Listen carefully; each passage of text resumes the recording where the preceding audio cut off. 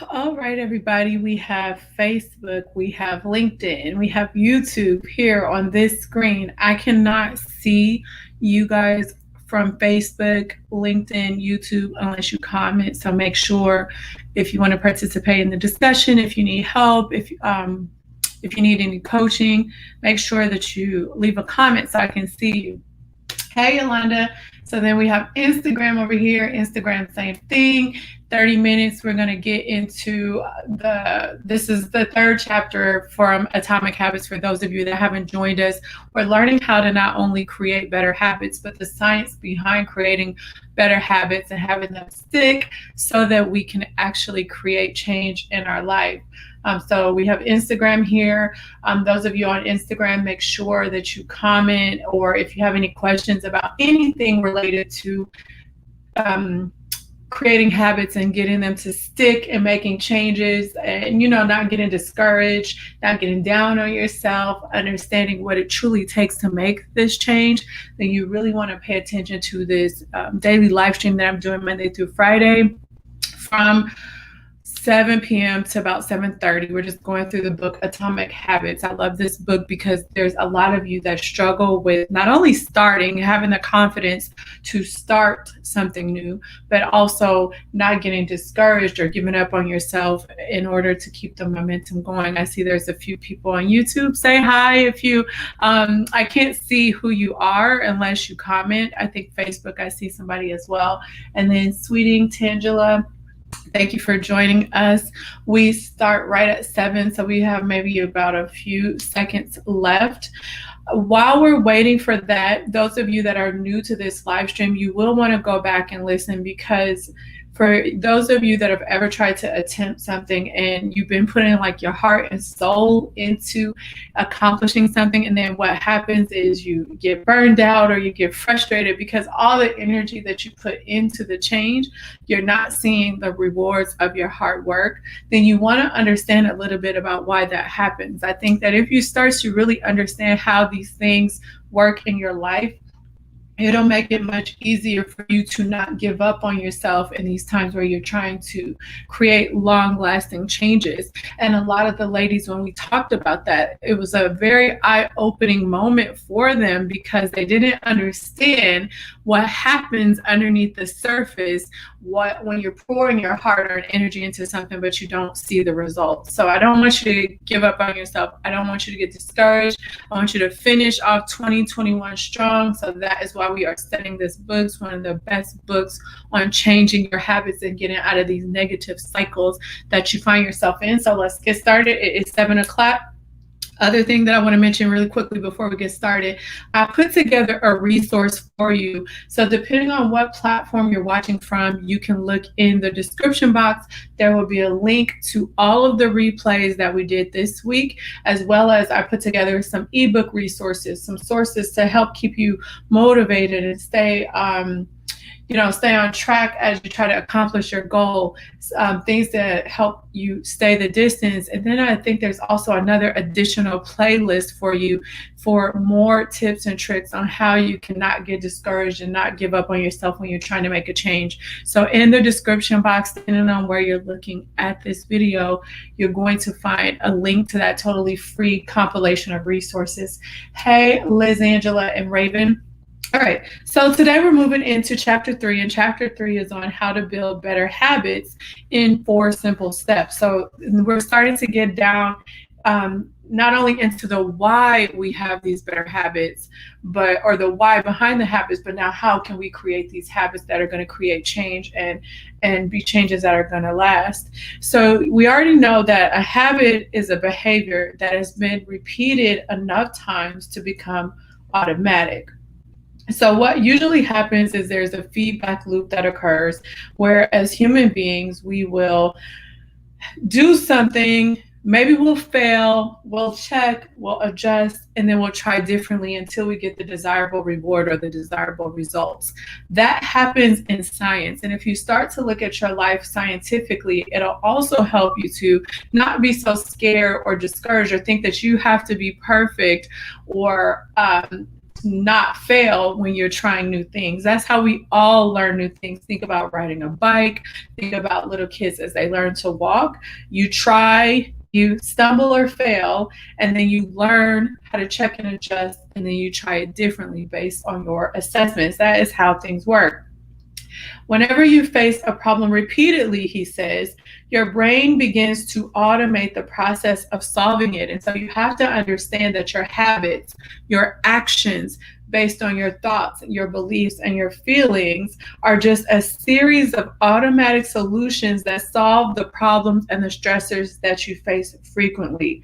They are reliable solutions to recurring problems in your environment. As these habits are created, there's a level of activity in the brain that decreases. And this is important because it helps you understand why it's so damn hard to make changes that you want to make, especially if you've been going about your life doing something that is totally different than the change that you want to make.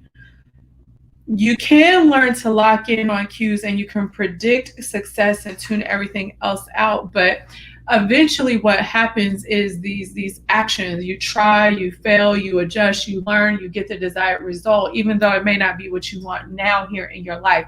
When I say desired result, I mean the result that's going to cause you the least amount of pain, and that's going to have you exert the least amount of energy to push through it. I don't mean that you've successfully created habits. So habits end up being mental shortcuts, because as you start to do this same thing over and over, maybe for you is you continuously say you want to budget, but you don't budget, or you don't eat healthy, or you respond a certain way in relationships, or you pick certain relationships, yada, yada, yada.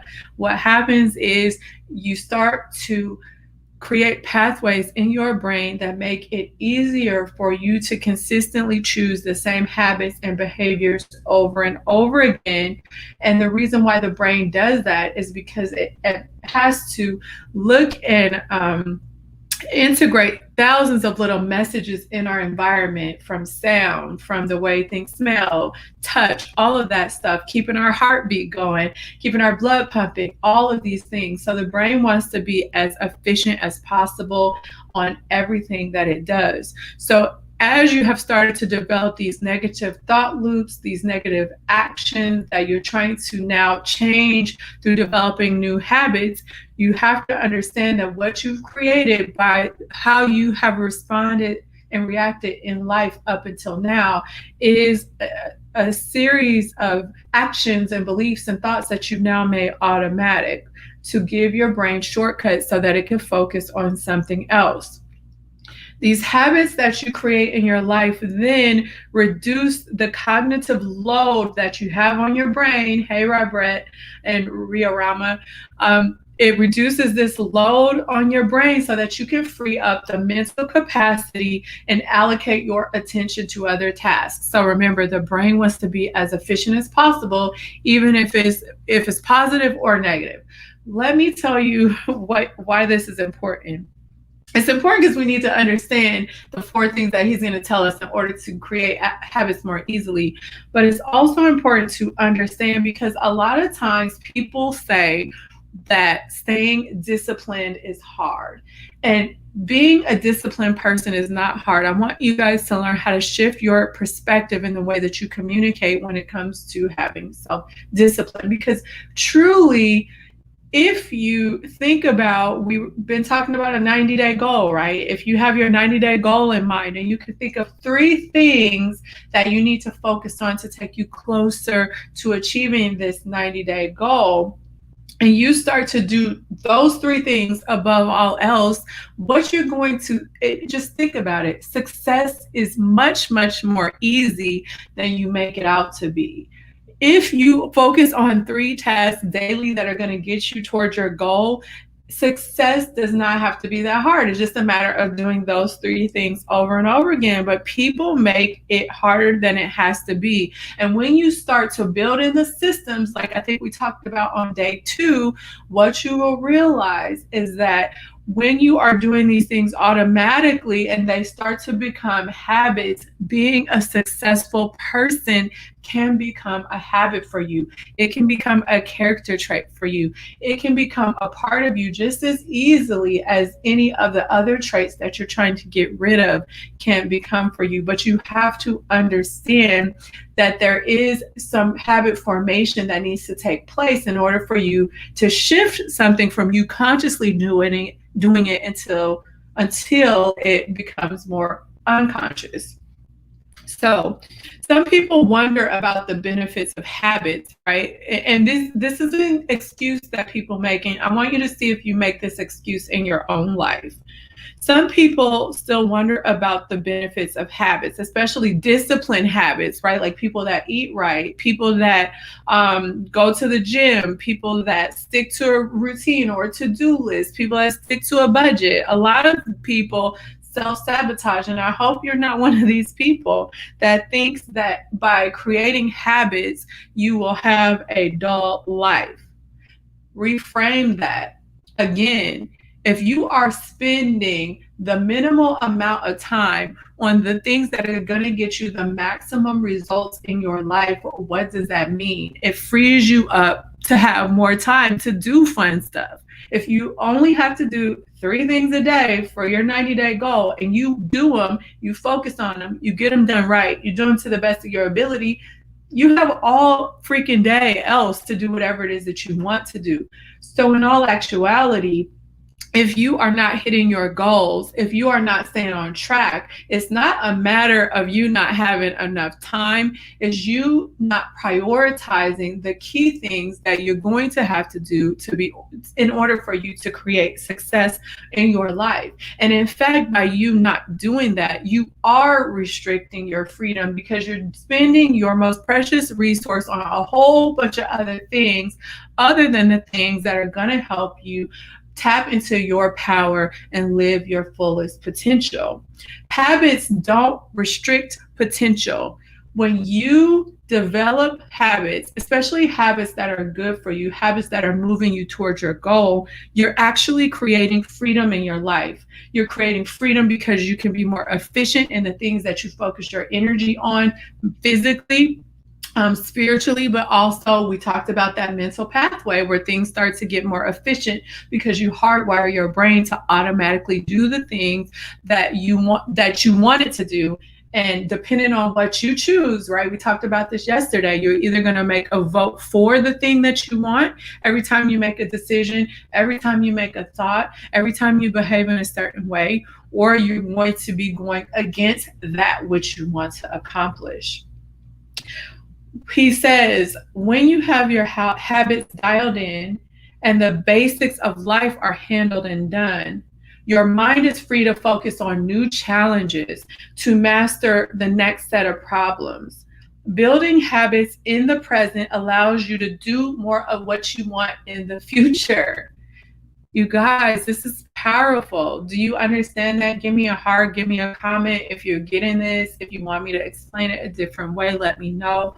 But I'm hoping that this makes sense. This is super powerful. The more disciplined you are, the more freedom you have.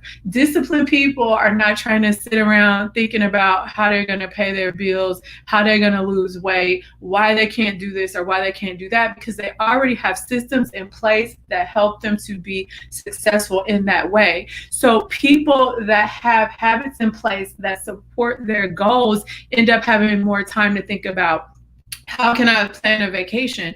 How can I creatively level up my business? How can I think of more ways to invest since I already got these on lock and they're automated? They are able to invest their time and energy in more opportunity, so they're able to see more growth than people that don't have these systems in place and are just kind of reacting to whatever comes up in life. You don't have freedom if you don't have systems, if you aren't creating habits that are going to make you successful. Look at CEOs. And I used to do this when I worked in corporate. You know, I had an executive career. I was very responsible for a lot of crazy stuff. I wasn't sitting around thinking about what I'm going to eat for lunch or dinner. I had a plan. I wasn't sitting around thinking about what I was going to wear to work today. I had my outfits planned out and on a hanger for the whole week. I knew what I needed to do. I had a to-do list, and I stick strictly to that to-do list. When I was at work and I knew that there were reoccurring tasks in my job description, they were always planned out in my calendar. If there was something that I needed to do, I put it in my calendar. I was organized, but guess what I wasn't doing? I wasn't spending time trying to remember what I was going to do. I wasn't spending a lot of time trying to figure out what I was going to wear, what I was going to eat.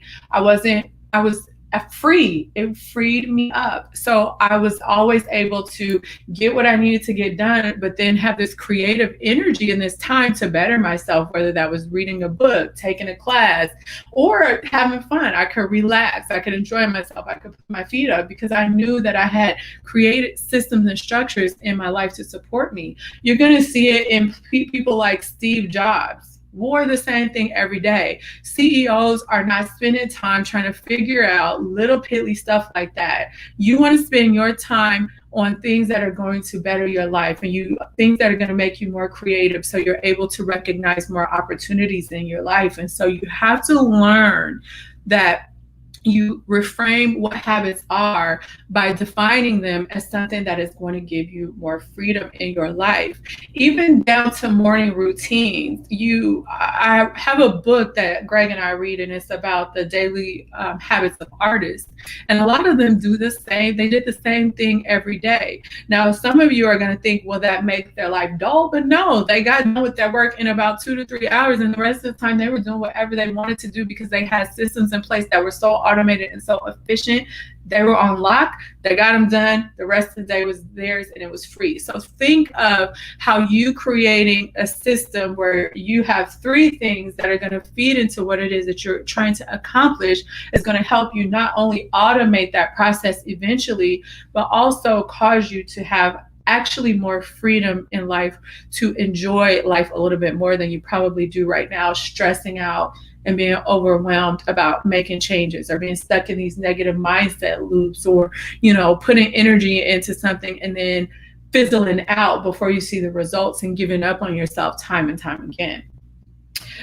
So the process of building a habit, he said, can be divided into 4 steps. The 4 steps are cues, that's CUE, cravings, responses, and rewards. So all of these are fundamental in helping you understand how you create a habit, because this is going to help us then move into this discussion. Well, if we have these habits that we don't like, such as not budgeting, sitting on the couch, giving up on ourselves, being in crappy relationships, whatever that is for you, we can take these same things that we understand about building habits and replace the ones that we don't like with the things that we want to do.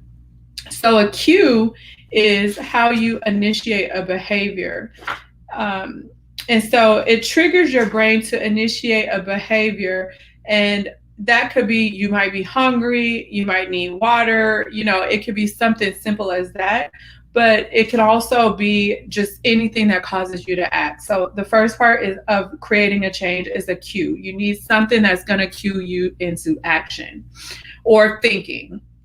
The second thing you need is a craving. So it has to, usually he said a craving is linked to a desire to change an internal state. So you might want to initiate a behavior, like you may want to budget, or you may want to work out more, or any of those things. The second thing you have to have is some sort of desire to want to move in a certain way, to act in a certain way. Let me have you understand this one thing. When you want something in life, when you desire something in life, it's usually because you want to change the way that your internal state is. And usually it's about the way that you feel. You want money because of the feelings that it's going to bring to you, whether it makes you feel more free, makes you feel more luxurious, opulent, makes you feel more safe. It depends on our situation, right? Maybe you are motivated because you want to have a happy family. So you want these other goals like a budget, or you want to get a partner, or any of those things. You have to understand that a lot of the motivations that we have in life, even if they seem logical or rational on the surface, they usually have an internal desire. You want to change something about the way that you feel. The third thing about how habits work is you have to have a motivation and a friction. So what he's saying is you can have a cue that you want to initiate a behavior, and you can even have this desire inside of you that maybe you want to feel a certain way, you want to change your internal state to a certain way. Maybe you feeling hungry and you want to be not hungry, something like that. The other thing that you need in order to formate a habit, though, is you have to have the ability to want to put effort toward it. And this is where a lot of people lie to themselves. They say they don't have time, or they say they don't have the energy or the motivation. You do have the motivation. It's just like we talked about yesterday. If you are going to act as far as sitting on the couch, or are you going to act and work out? But you do put in effort. And a lot of times what people choose is the effort that's going to correspond with their comfort zone, or they're going to pick exerting the least amount of effort toward an issue, a problem, or a state. And it also has to do, though, there's a small subset of people, and I get some private clients like this, is that it's not that they're not motivated, is that they don't have the capacity in order to get what they want to accomplish, because maybe they don't have the right skills, or they don't have the right information or knowledge. So I don't want you to beat yourself up about something, because for you, it may just be that you haven't had the capacity, the opportunity for a capacity, which is something that we can control and change, and we'll learn as we move throughout this book how to do that. And then the fourth part of how habits work is a reward. You're going to get some sort of reward in the way that you act, especially if you've already created habits. If you have bad habits, then some of these rewards are going to be that you feel more cozy, you feel comfortable, you feel more loved, you don't have to deal with your abandonment issues, so you feel more safe. Those are all rewards for habits that you may have that may be less than optimal. But as you start to initiate these more positive behaviors that are going to turn into habits as well, you can start to get rewards, like you can have more positive relationships where there's love and respect. You can have your bank account grow because you're budgeting, things like that.